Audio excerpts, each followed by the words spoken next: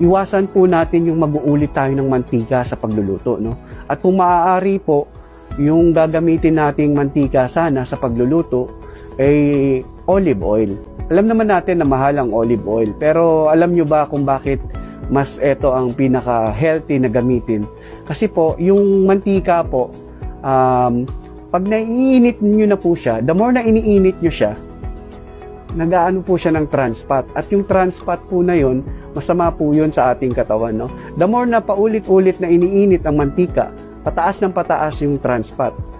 Pero ang olive oil po kasi, kaya sinasuggest ko ito, kasi po yung olive oil po, stable po yung yung composition nun, no? Kahit i-subject mo siya sa init, stable pa rin talaga siya. Kahit pa iulit mo siya mga 1 beses, 2 beses, so stable pa rin siya, unlike sa iba. Iinit mo lang talaga siya, tataas na yung trans fat content niya.